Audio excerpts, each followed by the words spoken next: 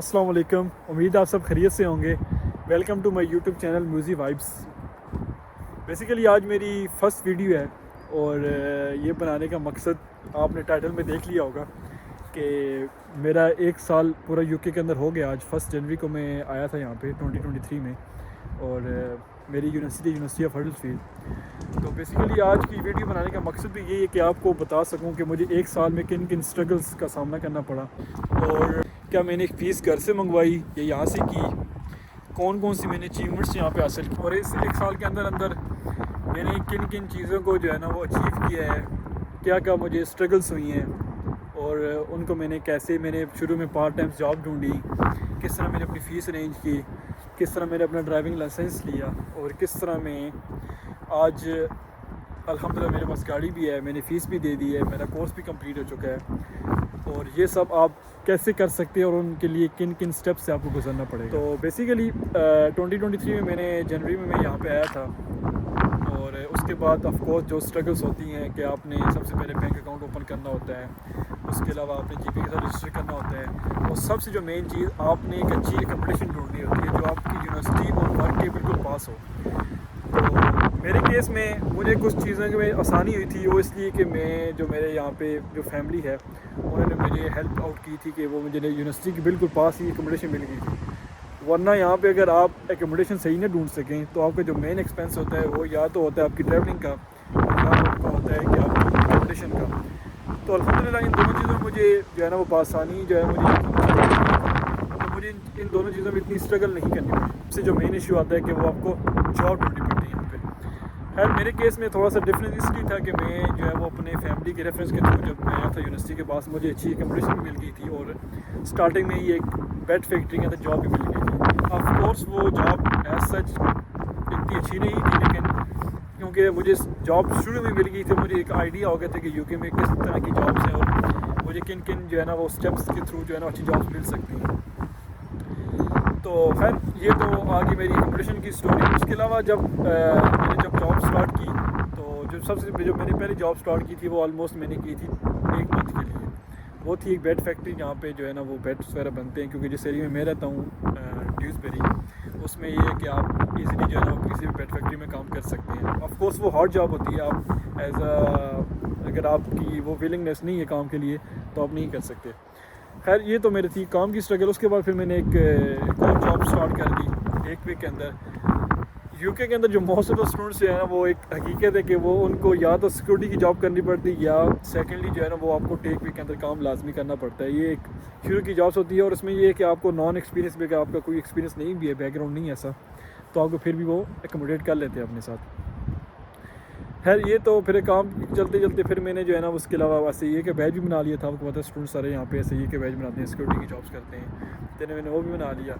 लेकिन कहने का मकसद ये है कि स्ट्रगल्स से हर बंदा गुजरता है, उसके बाद ही 1 ईयर में आप गाड़ी भी ले सकते हैं, अपनी फ़ीस भी दे सकते हैं, अच्छी आपको जो है ना वो एकोमोडेशन भी मिल सकती है और आप अपनी सेविंग करके घर भी पैसे भेज सकते हैं। इतना यहाँ पे आप अर्न कर सकते हैं, लेकिन अगर आपके पास विलिंगनेस हो तो इसके बाद क्वेश्चन ये आता है कि क्या आप भी ये कर सकते हैं, या जो अभी लोग आ रहे हैं, जो न्यू रूल्स आए हैं उसके बाद अगर आप आएँ तो उसके बाद भी क्या ये चीज़ें हो सकती हैं? पॉसिबल है, बिल्कुल पॉसिबल है। अगर आपके अंदर विलिंगनेस हो और आपको शुरू में ही अच्छी एकोमोडेशन और अच्छी जॉब मिल जाए, अच्छी जॉब ना भी मिले, जॉब मिल जाए तो आप कर सकते हैं। और शुरू में यही है कि आपको जो भी जॉब मिले, वहाँ के अंदर आपको टेक वे के अंदर जॉब मिलती है आप कर लें, अगर आपको किसी फैक्ट्री के अंदर काम मिलता है कर लें, किसी वेयर हाउस के अंदर जॉब मिलती है कर लें, क्योंकि ये जितनी भी जो आपको मैंने काम बताएं ये नॉन एक्सपीरियंस बंदे भी रख लेते हैं। अगर आपका कोई बैकग्राउंड नहीं भी है इस चीज़ के अंदर, आप कभी शेफ़ नहीं रहे, आपने कभी खाना नहीं बनाया, आपको नहीं बनाने आता, तो आपको सिखाएंगे, बेसिकली ट्रेनिंग दे देंगे। वेयर हाउस में तो ये है कि आपको पता है कि वहाँ पे आपको वो लोडिंग अनलोडिंग होती है, पैकिंग अनपैकिंग होती है, तो उसके अंदर भी आपको इजीली जॉब मिल सकती है।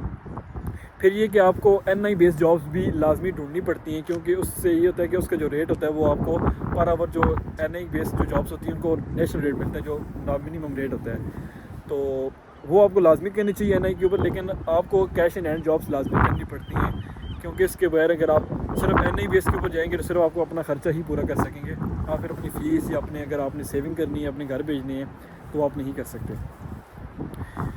खैर इसके अलावा जो न्यू रूल्स आए हैं उसके मुताबिक मैं 1-2 बातें करना चाहूँगा। न्यू रूल्स का آپ نے سنا ہی ہوگا کہ ملٹیپل یوٹیوبرز جو ہیں وہ یہ بات کرتے رہتے ہیں.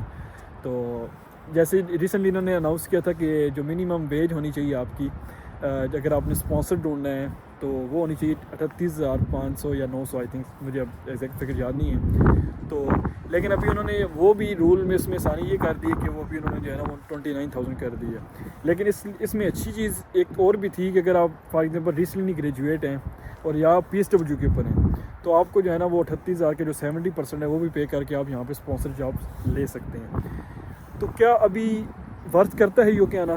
بالکل ورتھ کرتا ہے. اگر آپ سنگل ہیں, اگر آپ پاکستان سے باہر نکلنا چاہتے ہیں, اگر آپ نے زندگی میں کچھ کرنا ہے تو آف کورس آپ کو کوئی نہ کوئی ڈیسٹینیشن جو آپ کی فائنل ڈیسٹینیشن ہوگی وہاں تک پہنچنے کے لیے آپ کو ملٹیپل اسٹیپس اٹھانے پڑیں. آپ کو پتہ ہے کہ لینتھی پروسیس ہے پاکستان سے اگر آپ امریکہ کا ڈائریکٹ ویزا اپلائی کریں تو اس کے لیے لانگ پروسیس ہوتا ہے. اس پروسیس سے آپ بچنے کے لیے یہ کر سکتے ہیں کہ آپ پہلے UK آ جائیں, UK میں آپ اپنی اسٹڈیز کمپلیٹ کر لیں, اس کے بعد یا تو آپ ڈائریکٹ جو ہے نا وہ امریکہ چلے جائیں, یا آپ آسٹریلیا چلے جائیں, یا آپ ڈائریکٹ جو ہے نا وہ کینیڈا بھی جا سکتے ہیں. یہاں سے ملٹیپل اسٹوڈنٹس جو ہے نا وہ یہی روٹ کرتے ہیں کیونکہ UK کا جو ویزا ہے وہ بنسبت باقی کنٹریز کے وہ ایزیلی مل جاتا ہے. ابھی ایک اور ایشوز بھی ابھی آنا شروع ہو گئے ہیں, اس میں بھی بات کرنا چاہوں گا. وہ ایشوز یہ ہیں کہ ابھی ریسنٹلی جو ہے نا وہ UK VI نے جو ہے نا وہ انٹرویوز بھی کال کرنا شروع کر دی ہیں, اور جو پریورٹی بیس ہے وہ اس کو آئی تھنک وہ 20 days پہ لے گئے ہیں, اور جو اسٹینڈرڈ ہے اس کو آلموسٹ 1.5 months یا 2 months تک بھی کئیوں کے جو ہے نا وہ کیسز چلے گئے ہیں. تو بیسیکلی اس کی ریزن بھی یہی ہے کہ UK جو چاہتا ہے کہ نمبر آف جو اسٹوڈنٹس ہیں اور ڈپینڈنٹس ہیں یا وٹ ایور وہ آلموسٹ کم ہو جائے, کیونکہ انہوں نے ان کا جو ٹارگیٹ تھا بیسیکلی جو انہوں نے 2030 تک اچیو کرنا تھا وہ انہوں نے آلموسٹ اچیو کر لیا ہے. لیکن اگر آپ جینوئن اسٹوڈنٹ ہیں, اگر آپ نے آئلٹس کیا ہوا ہے, ڈولنگو کیا ہوا ہے, PTE کیا ہوا ہے, اگر آپ نے کوئی بھی انگلش کی پروفیشنسی کی ہوئی ہے اور آپ کی ڈگری جینوئن ہے, اگر آپ نے اپنا 5 years سے زیادہ گیپ نہیں ہے تو آپ اسٹل ایلیجیبل ہیں, آپ UK آ سکتے. UK آنے کے بعد آپ نے جو میں نے آپ کو اسٹیپس بتائے ہیں کہ آپ نے سب سے پہلے اپنے جو ہے اپنے بینک اکاؤنٹ اوپن کرنے ہیں, GP کے ساتھ رجسٹر ہو جانا ہے, اور جتنی بھی آپ کے شاپس ہیں, ٹیک ویز ہیں, ویئر ہاؤسز ہیں, آپ نے جا کے وہاں پہ اپنی CV دے دینی ہے, ان سے نمبر لے لینا ہے یا ان کو دے دینا ہے. تو جو بھی آپ کو پہلی جاب ملتی ہے آپ نے کرنی ہے. اور سیکنڈلی جو موسٹ امپورٹنٹ تھنگ ہے, یہاں پہ لوگ جو ہے نا اکوموڈیشن اپنی یونیورسٹی سے بہت دور رکھ لیتے ہیں یا اپنے کام سے بہت دور رہتے ہیں. اس کا نقصان ان کو یہ ہوتا ہے کہ وہ جتنی بھی سیونگ ان کی ہوتی ہے وہ آپ کی ان کی ساری ٹریولنگ میں نکل جاتی ہے, اور دوسرا یہ ہے کہ آپ کا ٹائم ویسٹ بہت زیادہ ہو جاتا ہے اس چیز میں. تو آپ کوشش کریں یا تو یونیورسٹی کے نزدیک رہیں یا پھر اپنی جاب کے نزدیک رہیں, تاکہ آپ کی ایک سائڈ سے کم سیونگ ہو جائے. اور اگر ہم سٹیز کی بات کریں تو لیڈس سٹیز جو ہے نا, لیڈ سٹی ہو گیا, مینچسٹر ہو گیا, یہ جاب اپرچونیٹیز کے لحاظ سے اس ٹائم پہ جو ہے وہ بیسٹ ہے.